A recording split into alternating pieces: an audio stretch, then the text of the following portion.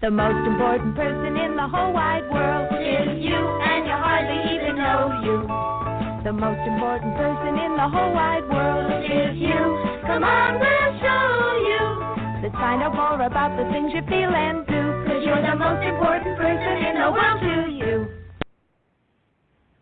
Well, hello, and welcome to One4ALLisLove. I am Sonia Spirit. Happy Wednesday, happy hump day. Today is January 22nd, 2020. Hey, today is a 9 day. 9 is divine. Okay. Today's episode is titled Using the Law of Expectation to Create Your Own Reality. So, of course, we're aware that this is the year of the 4, and it's all about establishing your foundation, stability, building your home, okay? And that also in the number or the energy of 4 is also about manifestation, okay? The environment, the physical world, and we'll touch on that. Okay, so most of us are familiar with the law of attraction, which, of course, is thoughts become things. Your energy attracts like energy. Oftentimes it's been reduced to, I wish, I want, I possess, I have, a lot of positive thinking, but not necessarily, energy going behind it. Now, the law of attraction, it's interesting because, people purposely sit there and say, this is what I want. You do vision boards and things like that. And the thing about the law of attraction is, it absolutely works, okay? But you have to understand how it works. So the law of attraction, of course, you are attracting like energy of yourself. So remember, the beginning of this series was originally titled Know Thyself. And it's still all about know thyself. So even though we go into a lot of little subtitles, it's all about you. This blog, this program is all about you getting to know you so that you can be the best you that you want to be. And all of this is possible, and everything begins from within. Okay, so with the law of attraction, you attract what you are. And I think we've had this conversation because it goes back to, people, I wish I was a millionaire. I wished I traveled the world. That's what I want, and you build these vision boards. But there's usually a component missing. And many of us may not even be aware of it. And that component is that belief, that faith. The want, the I possess, I have, a lot of that is the conscious thought. Okay, that's the thought energy, and it's putting it out there. But remember, the boss baby needs help. The boss baby needs the subconscious, and if the subconscious doesn't buy into it, then the subconscious and the conscious are not emitting the same energy, which means that what the subconscious is sending, what the conscious is sending, the subconscious is either not necessarily receiving, which I'm inclined to go with it's not necessarily receiving. Because if it receives it, it has to form it, good, bad, or indifferent.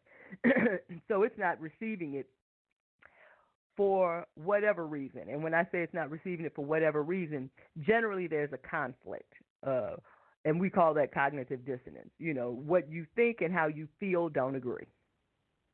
Okay. So with the law of attraction, of course, your head and heart needs to be in harmony. That's another practice. That's another episode prior to. That's why these practices are important. These are not just willy-nilly exercises that over time, hopefully, you'll have an enlightenment or a split second of awakening. What it does is it brings you, it broadens you spiritually. It opens you up more spiritually. But hey, you got to take the first step. Okay, so that's the law of attraction. You attract what you are. You attract your energy. Okay, so if you're not aware of what you are feeling and thinking, then, of course, that's what this is all about. You have to take the inventory. You have to do the work. It's so easily to be distracted. And not only is it easy to be distracted, it is designed. There are entities, energies out there designing to distract you. Believe it, okay, or don't believe it. It's up to you. So, oftentimes with the law of attraction, we say we have these affirmations and we have these visualizations and we create these vision boards and we write these things down that we want. And, maybe if we don't see any results right away, it kind of wanes. The thing that you were visiting daily becomes every other day. Now it's weekly. Now it has dust on it because you haven't looked at the vision board in over a month. It's underneath a pile of clothes that you were planning on donating. You get where I'm going with this. Okay. Now, the power of attraction is still very powerful. It's learning how to use it. So don't be afraid to express things that you want. As I've mentioned before, I've expressed a numerous of things that I've wanted, and I just said it and let it go, and it came to fruition. Okay, I know I picked the same two because they are always on my mind, but the one about living abroad, and I've never even lived abroad, and moving to Korea and living there for 2 years, no family, blah blah blah. Listen, I just said it in passing and it happened. And of course I welcomed it. Are you kidding me? So that was sincere energy. When I said it, that was sincere energy. I only learned this after the fact, though. When I'm saying these things, listen, I'm not into the law of attraction then. I'm just saying things out loud because, like a 2-year-old, that's what I want. I want to live abroad. But everything was in alignment. It was a sincere energy, thought form, okay? And so it all lined up and it produced itself. I've said that I wanted to work from home. And at the time, I wasn't looking for another job. I was perfectly content with the one that I had. But things changed. Situations changed. I ended up moving. The next thing you know, an opportunity presents itself, and that's what I'm doing. And I loved it. So I know because I loved doing it, I know that when I said it, it was sincere. Mind you, this is all analysis and hindsight, okay? Because now I'm on a spiritual path, so I know, what these things mean. At the time, I didn't know what they meant. I just knew what I wanted, like I said, like a typical 2-year-old. So the thing with the law of attraction is sometimes it appears to work and sometimes it doesn't. And it's not that the law is not working. It's that we don't know our energy, okay? So we don't know what energy we are stirring up. Is this a sincere thought? And does the subconscious say, hey, I like that, let's do it? Or, are you having a thought and the subconscious said, for example, I want to be a millionaire. Well, where's my millions? And I know part of that is because, the deep-seated consciousness, and I mean, I've been spending time, thinking about the patterns that my mind holds from previous experiences. I remember growing up and visiting my father in the summertime in Nashville. And all I ever heard, I don't want to say all I ever heard because that's not true. Something that stuck in my mind was how multiple people would blame, I'm doing the air quotes now, would credit, I don't even want to say blame, would credit the white man for why they couldn't accomplish anything in life. And the phrase stuck with me, but the energy didn't attach itself to me, and I'm grateful for that because then you don't try, and we defeat ourselves. Let me tell you that right now. We defeat ourselves. So we have to dig deep into our own being and find out what is lodged inside of our spirit, inside of our soul, that is preventing, obstructing the life that we so desire and deserve. Okay? All right. So, with the law of attraction, you have to know your energy, because if you don't know your program, and if you don't know your energy, if you don't know your psyche, your soul, what's embedded in your subconscious, do you feel a certain kind of way about money? Do you feel a certain kind of way about wealthy people? You know, because those are the things that's your obstruction. Okay, that is your that is your obstruction. And I had this thought about, nature, being in harmony with nature. Can't see me right now, but I'm doing my hands like the waves in the sea. It's just natural. It's flowing, a river, and it's natural movement. And that's what we are. We are energy. We are a part of nature, and we are a part of this natural movement. Now, what makes man a little different is, the ability to create, created in God's image, the ability to create. So we have the power to flow with nature and allow God to work through us and just gift us. Or we can follow our conscious mind and kind of do our own thing. Okay? Now, so if we flow with nature and God, as you can see, nature is just beautiful. It's harmonious, harmony, harmony, harmony. What is that? Harmony is God's movement. It's perfect. Okay? And then disharmony is against nature. Okay? Against the beauty, the truth, the all, if you will. Okay. So not to belabor that point. Now let's shift a little bit to the law of expectations.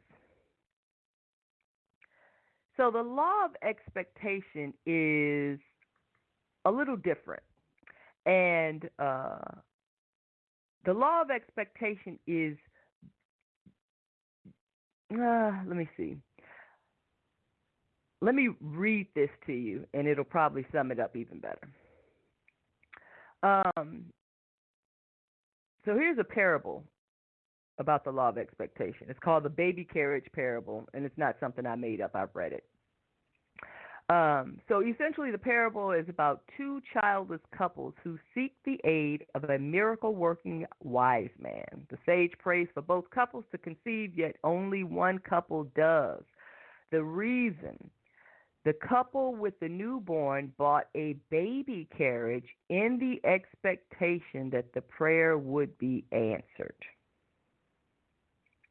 Okay, so the law of expectation is not only wanting something, desiring something, or having a passion for something, but it's also you're willing to act. Do you actually expect it? Okay. So take, for example, and I thought about my own situation. Once again, like I said, this is long before I was even cognizant of law of anything, let alone of expectation. But back in the late 80s, I worked for an insurance group, and I worked in the payroll department for the home office. Now, I have no interest I'm not one of those people who want to work for a company for 20 or 30 years and retire. I don't even like companies, but that's another story. It's just not for me. I don't want to say I don't like them. They're not for me. Large corporations, that is. But I had to have enough experiences to come to that conclusion. But anyway, so I'm young, and it's the late 80s, and I'm working for this insurance company for the payroll department, and I'm trying to figure out who makes the most money without a degree in the home office. So I discover, okay, so this is the question that I'm proposing. Mind you, so it's not just enough for me to have a job, be thankful for that, receive a paycheck bi-weekly. I think I only lived like 2 streets over, so I was within walking distance, even though I had a vehicle. It would just be quicker for me to walk to work than it would be trying to find a parking spot.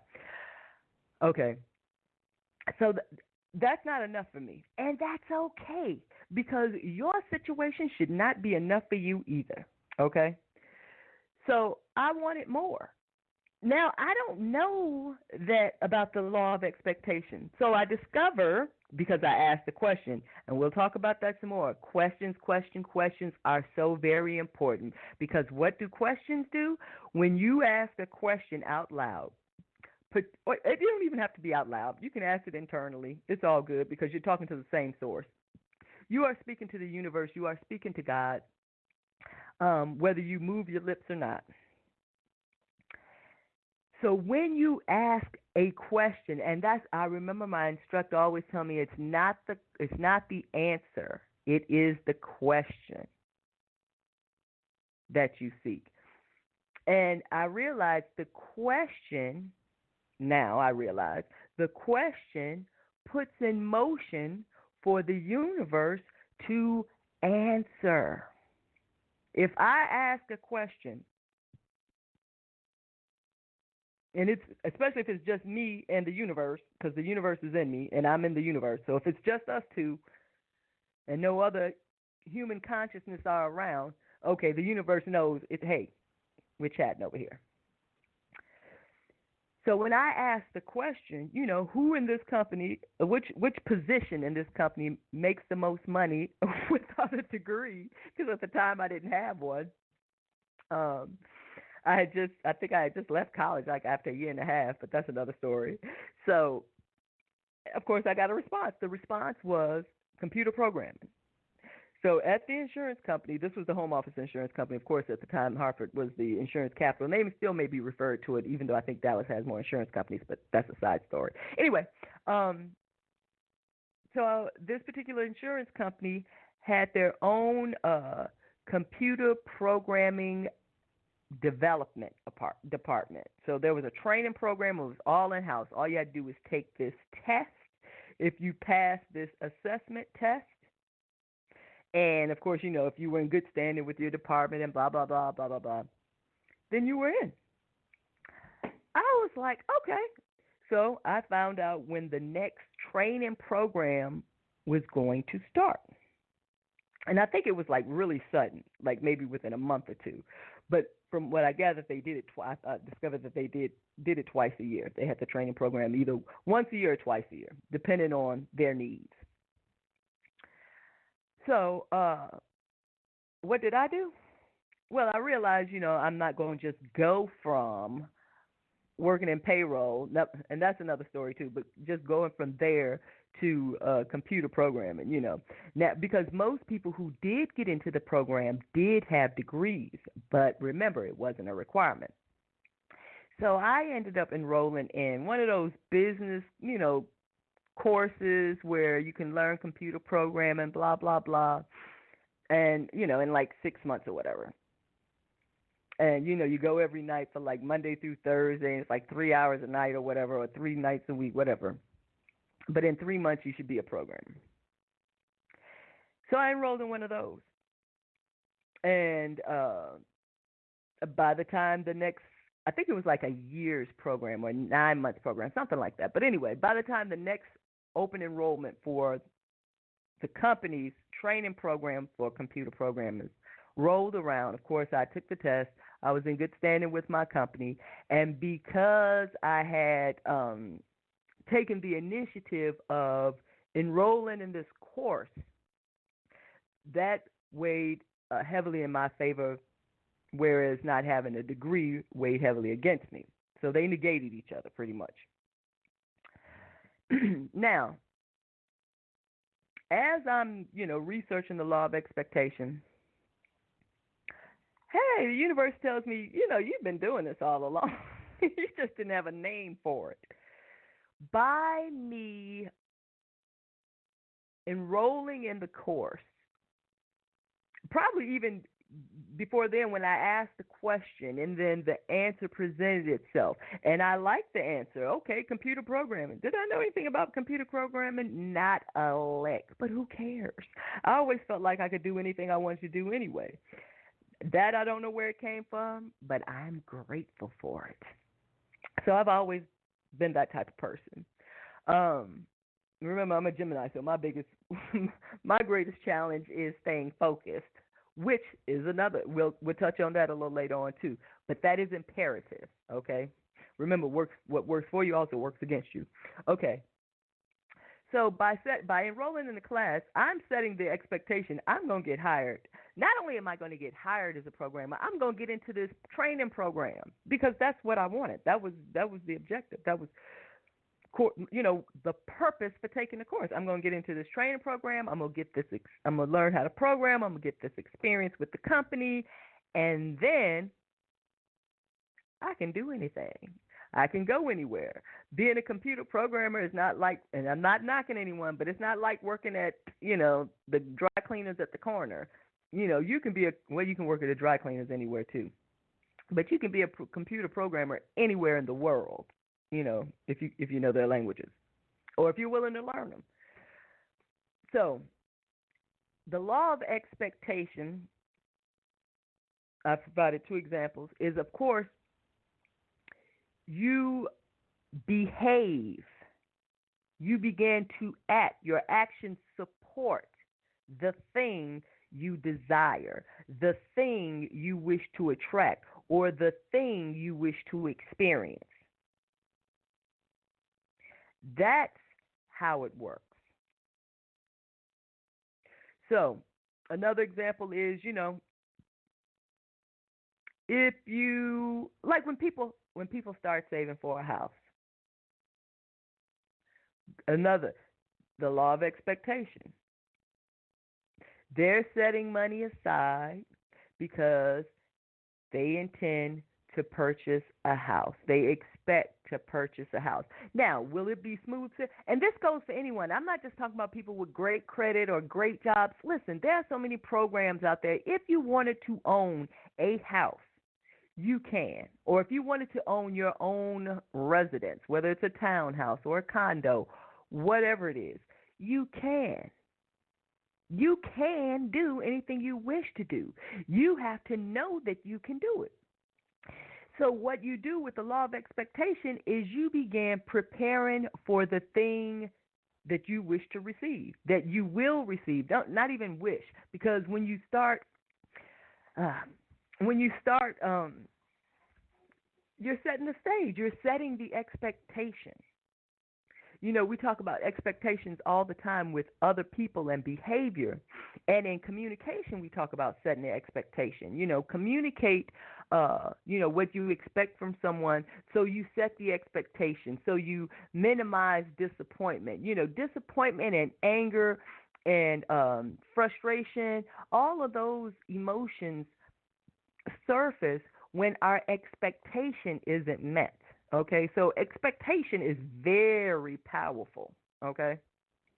And it's a powerful energy in the universe as well. And it's interesting because the first time I heard about the law of expectation, I was actually watching some videos on Judaism, and they were talking about how secret of, the Jewish faith is one of the things that they do. And this was all about the Bible and stuff, but it was also talking about, natural laws.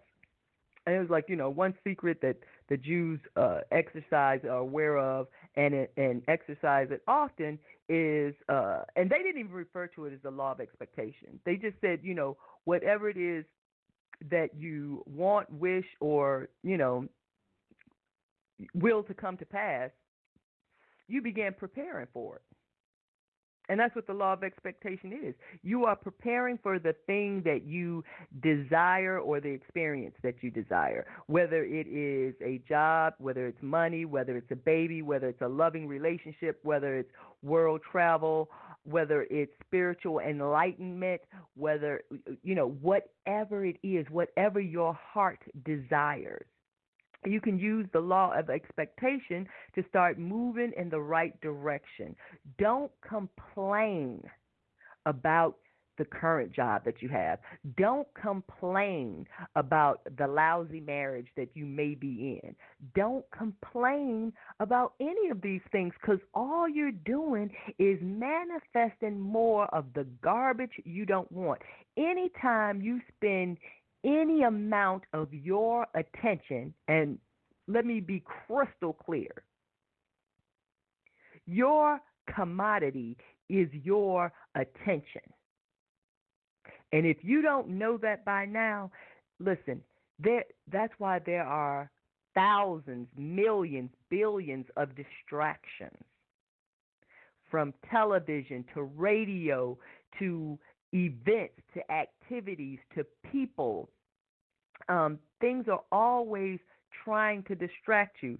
Last week, I was trying to do an episode on me, you, and infidelity. You, me, and infidelity. That was it. You, me, and infidelity. And I didn't even touch on what I really want to touch on spiritually, and I'll mention a little bit about that towards the end. Or maybe I can mention it now. Because as soon as I opened up the programmer, I had callers on the line, okay? And they were ready to talk. And I had two callers, and I don't get callers that often, if ever. And they told me, I saw the title of the program, and I figured I needed to stop here. Okay, so one gentleman that I spoke to, his life, he has a focus. His life appears to be on track. I say appears because just based on the information that he had provided, it appears to be on track. It's just not happening as fast as he would like. So what happens when things are not meeting our expectations? It is an opportunity, not necessarily a good one, but it's an opportunity for us to become distracted.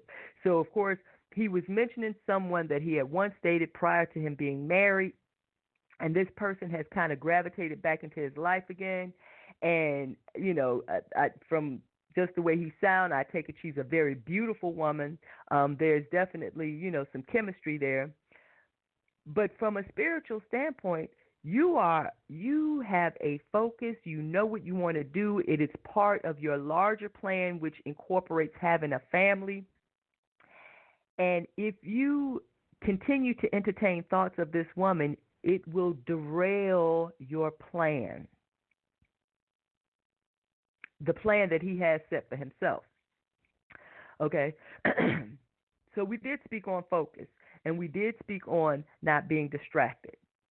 Okay? And he got that out of it.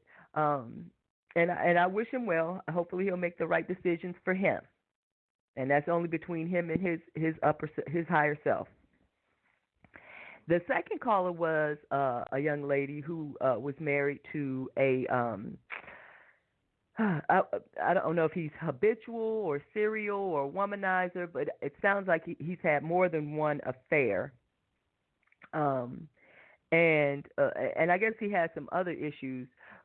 Now, I recommended counseling because if she wants to stay with him, and she does, I mean, because that's why she was on the phone. She's seeking answers. She's seeking help. You know, she still cares. She still wants this to work. Because when you don't, you ain't calling in talking to strangers about, you know, you, me, and infidelity. Look, you've already written that person off and moved on in your life, whether you're still physically present or not. So, you know, I recommended, couples counseling, marriage counseling.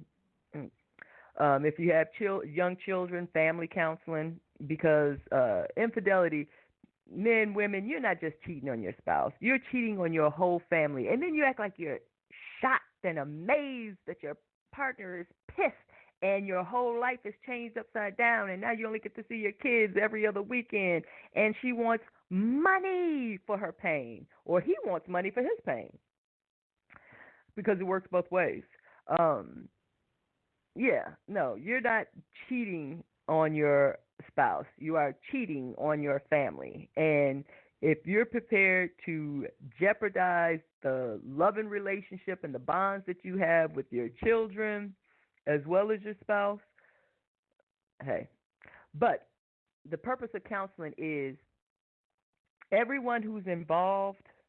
Well, not the purpose of counseling is everyone will need to go through therapy because everyone is involved for a reason.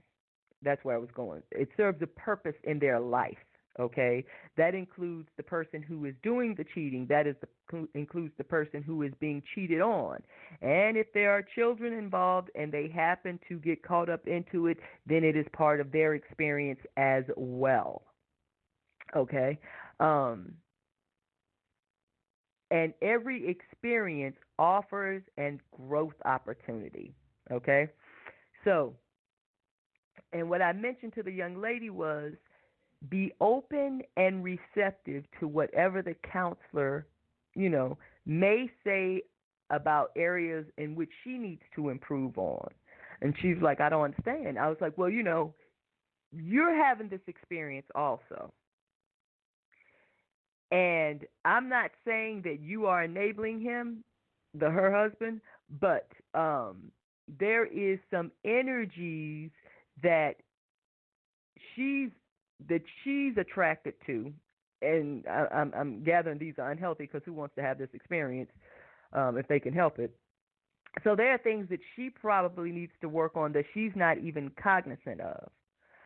But their children are grown, so I don't think that wasn't an issue with that particular couple. So that was good. But from a spiritual standpoint, you have to understand that everybody who's involved in this cheating scenario or experience, it has something to offer you. You are not a victim. You are not there on accident, by happenstance, coincidence, because you just love this person. No. There is something for you to gain. Now I asked the young lady, has she ever cheated? And she said no. So, okay, I'll take that. I said, well, if maybe not in this lifetime, maybe a previous lifetime, but we will only stick with this lifetime because this is the one that everybody remembers. And then we kind of went there. So that's the important thing about you, me, and infidelity, without getting into a whole lot of depth and explanation, is it is important to recognize that if you are the person being cheated on, you are not the victim. If you are the person that they are cheating with, you are not a victim. Whether you knew he or she was married or not, this is your experience. Learn from it. Grow from it. Don't look for blame. Don't look for, why does this keep happening to me? The questions are important. How do I learn from this experience? How am I to grow from this experience? What is my lesson? How do I become a better person and also a better partner in a relationship? How do I discern to choose better partners moving forward?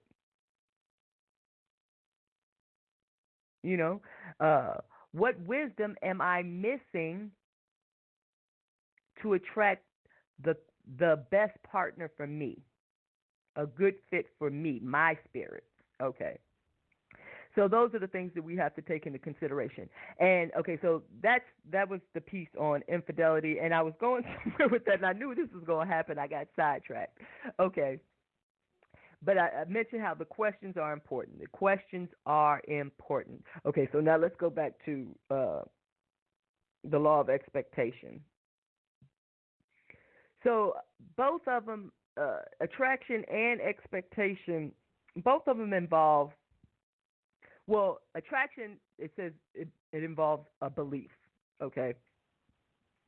The law of attraction involves a belief, but it's more than just a belief. It says, like the key component of the philosophy is that in order to effectively change your negative thinking pattern, you also have to feel the thing that you desire. So with the law of attraction, you have to feel, of course, that's the subconscious again. That's going back to the conscious and the subconscious need to be aligned. They have to be in agreement, okay?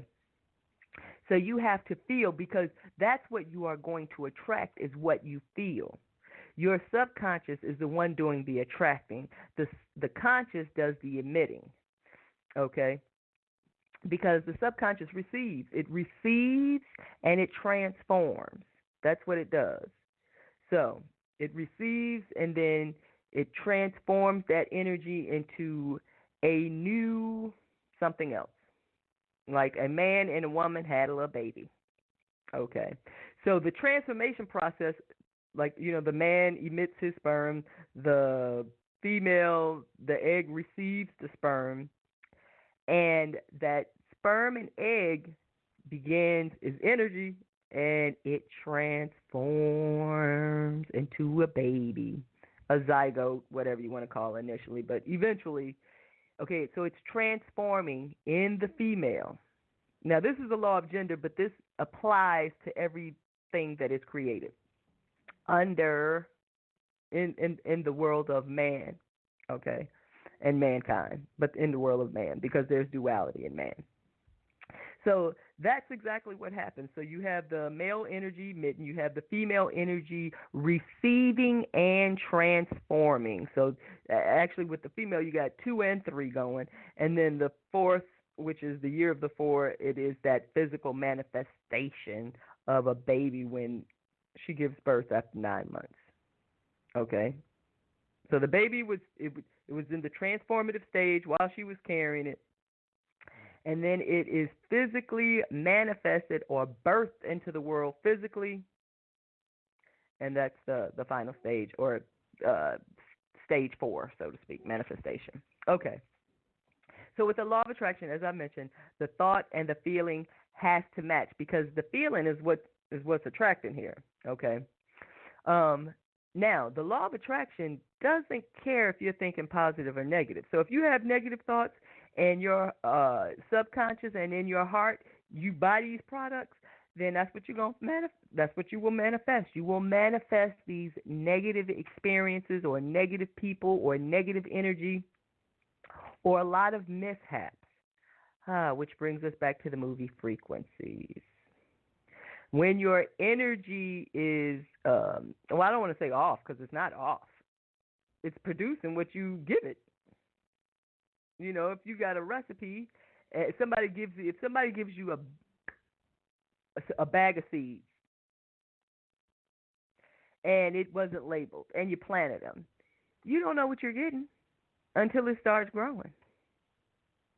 So unless you're in tune with your thoughts and your feelings, the life that you're manifesting is the one that you are manifesting. You're just not in tuned with your thoughts and your feelings, or your thoughts and, no, you're not in tune with your thoughts and your feelings because you're manifesting what you don't want.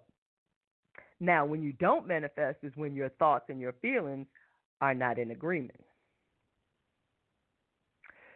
So, the law of attraction is very powerful when you know that your thoughts and your feelings are aligned. There is head and heart harmony. Okay? Very powerful. Whether your thoughts and feelings are good or bad, as long as they're aligned, it will get produced. Now, with the law of expectation actually gets us more involved, because we began preparing for the thing or the experience that we expect. Now, and the beauty of your actions is it's more telling. It's more, and it continues. Okay, it's supporting. Even if your heart isn't fully in it, you keep behaving in a way, because what you have to do is reprogram yourself. Remember, listen, the conscious and the subconscious, malleable, very malleable. Play-Doh, you can shape it yourself. Or don't shape it yourself and be the subject of someone else's influence. Everything is your choice. Everything is your choice. So if you think I'm not strong enough, I'm not powerful enough, poor me, then that's what you're going to get. You're going to be poor me. And you keep fulfilling that prophecy. Why does this keep happening to me? Only bad. That's my luck. Okay. What you whining for? That is the life that you want. And maybe the whining is part of the life that you want.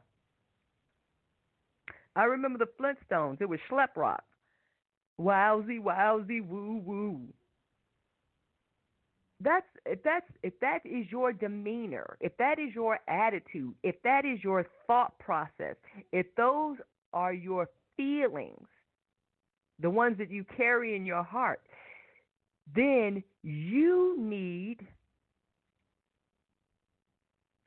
to make the necessary changes if you want your life to change. What's the definition of insanity? Repeating the same behavior, expecting a different outcome. It doesn't work.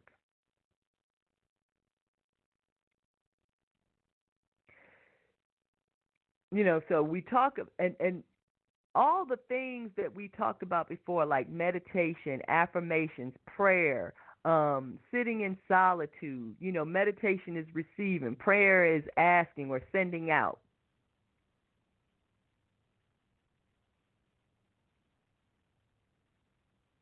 All of these things are preparing to change the things that we want out of our lives. So if we want negative energy, negative thoughts, negative patterns, we'll put it that way, negative patterns, because you have to get rid of the patterns. We have pattern behavior, and some people call pattern behavior addiction. But we have pattern behavior, so things work in cycles. The energy works in cycles. And we have the power to change anything and everything. Now, mind you, remember when I talked about consequences? Consequences are what? They are a sequence of actions that comes from our heart, our stored energy from the heart. Okay? And so, there are those. Oh, I lost my train of thought again. Sorry. I love doing live shows, but oh my goodness. Okay. Anyway, getting back to the subject hand. So everything is about you or me. How do I think? And now, the more you invite this, the more it expands and grows. Let me tell you, God is all about movement. God is all about growth. Nothing is still. Universal law number 3, everything vibrates. God is all about movement and change and becoming better and greater. Not that God is not better, but in terms of just creative. We say better because it's a comparative term. God doesn't say greater. God doesn't say. How about that? But so some of the language that I use may be from a limited human perspective. Okay, so I don't want to be putting anything off on God, but God is always moving. Okay, always moving. Energy is always moving. We're energy. Our energy is always moving. It's attracting. It's dispelling. It's creating. It manifests our reality. Once again, the most important commodity is your attention. What do you pay attention to? I was watching a video, and the guy was talking about, of course, universal laws, and he was like, listen, if you want to spend your time playing video games all day, do it. And in this day and age, you can make millions of dollars from doing it. Just last week or a couple of weeks ago, I love Jeopardy. And they had the greatest, the GOAT game, where the 3 greatest people, they won the most money, or they had the longest streak, or they set multiple records, whatever. Jeopardy. these people have made millions of dollars from playing Jeopardy. So there is much money. If it's all about money, the money will come. You have to find in your heart what it is that you want to do. What are you attracted to? It took me a long time, and I didn't find it. It found me. But I know, but the attraction was always there. I always knew it existed because I've always had questions. It was always about spirituality. It was always about God, and I knew that God was powerful, and I knew that God answered prayers. Because whenever I found myself in a situation, I mean, a real situation, where I felt overwhelmed, like, okay, I'm way out of my element here. I don't see how, I'm to the point where I don't see how I can get out of this, you know. So what do? I tie a knot at the end of the rope and keep hanging on. But in the meantime, I'm praying because I know that, I know that prayer works. And, of course, that's also my background. My grandmother drugged me to church, the same one that I used to visit every summer and had to hear about, how the white man kept you down. But that's another story. But she always took me to church, and even though I am not a fan of churches by any stretch of the imagination, just because I feel like so many of them are corrupt, it's a business. When I say corrupt, I mean it's treated as a business, not as a center of healing. Okay, a center of healing and growth. A lot of them still do a lot of community work, but I think oftentimes the individual gets lost. But okay. So anyway, but there are things that stuck. It goes back to Slumdog Millionaire. Every experience that you have, whatever sticks, entertain that, because that's the universe talking to you. Entertain it. When I say entertain it, ask some questions. If nothing else, why am I having this thought? Why is this particular thought sticking in my stream of consciousness? And then, of course, what's the next question? What am I supposed to learn from this? How do I benefit from this? How do I gain from this? Is there some sort of action I need to correct? These are the things that, when I'm talking about working on yourself and doing the work, you can heal yourself. We all have the power to heal ourselves. But you got to ask the right questions. All you got to do is ask a question. You don't even have to ask the right questions. Just start out with a question. The universe is always listening, and it will respond. You have to be paying attention, but it will respond. So remember, when you're having experiences, when you're engaged in conversation, or even when you are idly watching television, okay, there are messages that are being streamed, okay? I've collected many messages because I used to spend a lot of time watching TV. And I would look for things, like I don't know, like I'm not into car crashes and stuff like that. I was always interested in the cracks, or what they call the stillness, the scenes where most people probably would go to the bathroom because it's nothing but dialogue. But that's where the nuggets are. Oh, okay, here's another good example. So, me and my granddaughter has been spending a lot of time together because pretty soon my family will be moving. Okay.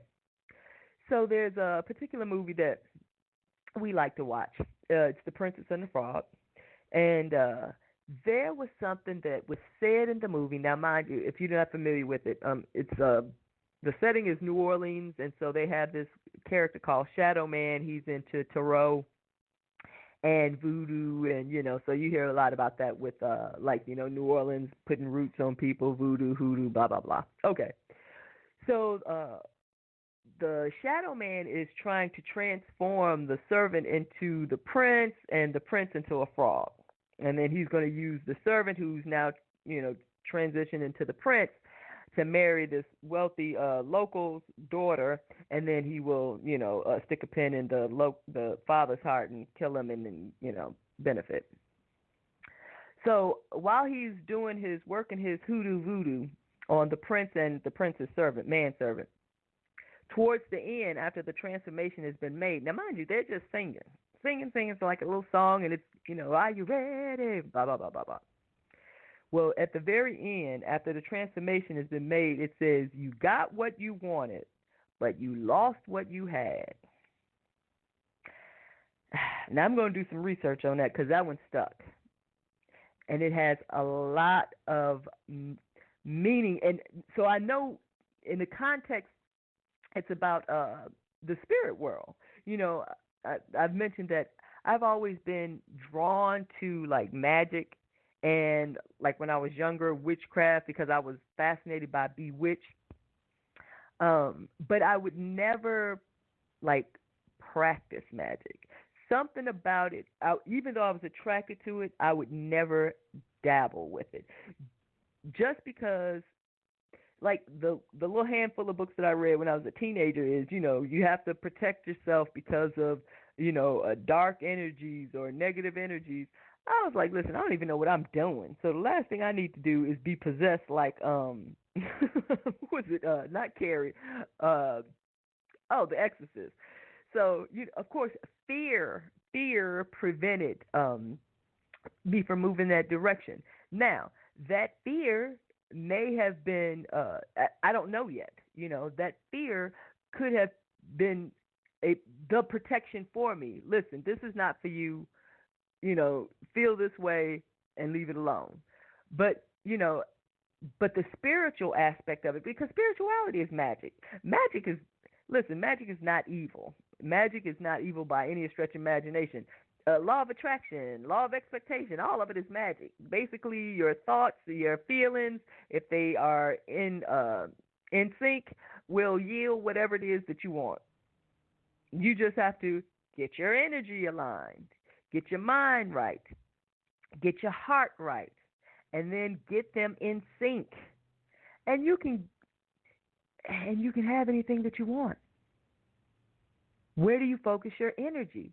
Are you still focusing on the people talking behind your back, the person that did you wrong, the boss that took credit for your idea, the white man, whoever it is, the young lady who just came back into the picture, even though you got to focus? Listen, don't be distracted. Don't be distracted.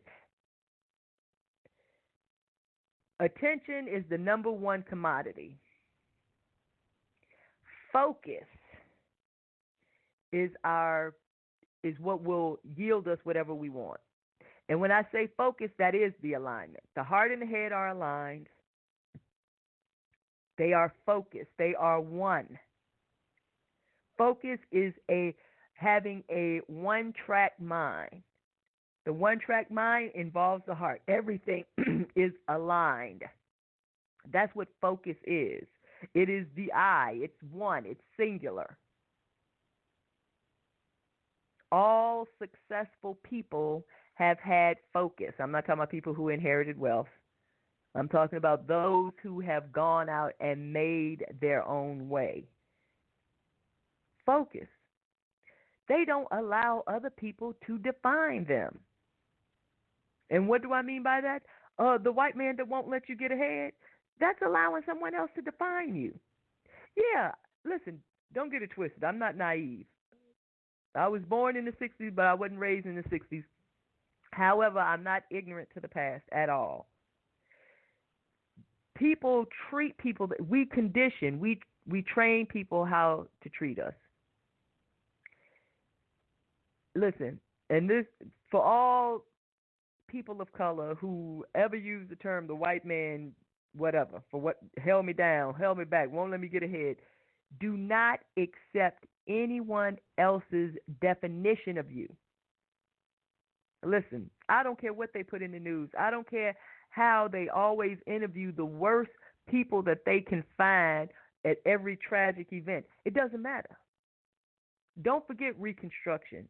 Don't forget Black Wall Street in Tulsa. Okay? You can do, and this is right after they changed.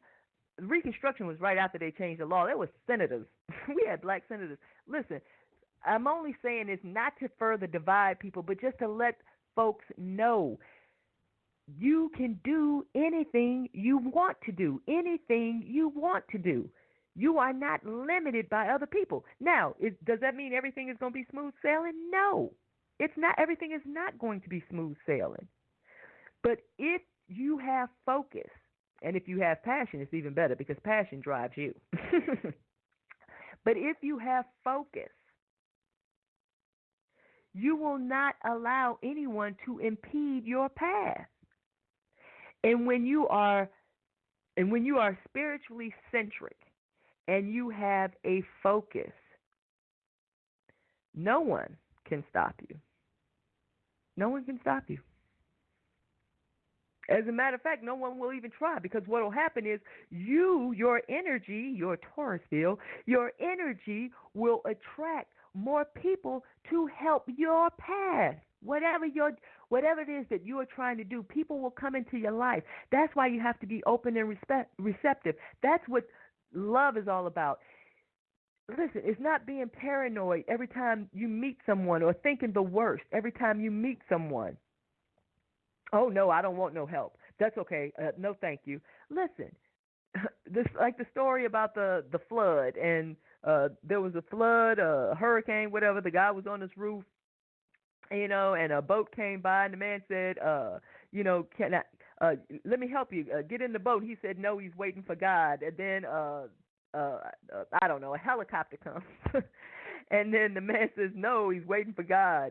And then finally another storm comes and it blows him away. He dies and he goes to the heaven. Okay, this is a story, so work with me. He goes to heaven and he says, how come you didn't save me? I was waiting for you. He's like, hey, I sent a boat. I sent a helicopter.